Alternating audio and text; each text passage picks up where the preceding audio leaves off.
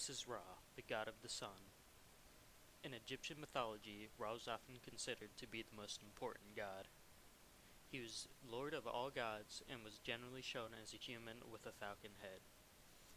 On top of the falcon, there was generally a sun disk to show that he was the god of the sun. In mythology, it was said that Ra sailed across the heavens in a boat, and at the end of each day, he would go to the underworld, and that's when the moon god would come out. Next is Anubis, the god of mummification. Anubis was often shown as a human that wore a jackal head. He was the god of mummification and embalming.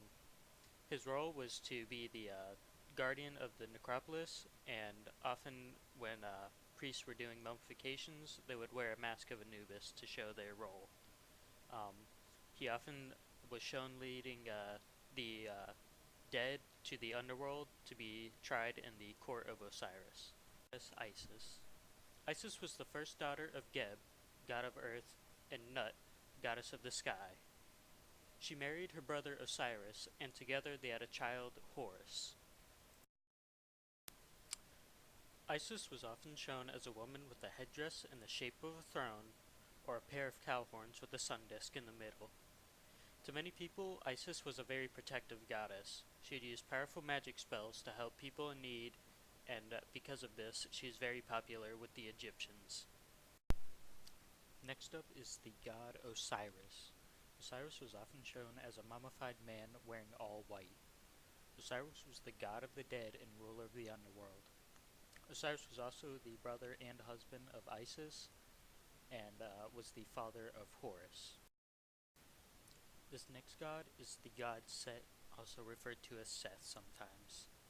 He's often shown as a man with the head of a Seth animal, which doesn't really resemble any one animal. It kind of looks like multiple animals.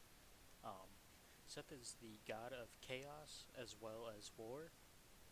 He represents everything that threatened harmony in Egypt. He is also the father of Anubis and the brother of Osiris and Isis. He also murdered his brother Osiris and had to fight his nephew Horus to be the ruler of the living. The last god in this video would be Horus, the god of the sky. Horus often appears as a man with the head of a hawk or as just a hawk. He is most well known as the protector of the ruler of Egypt, and that's because the Egyptians believed the pharaoh was the living Horus.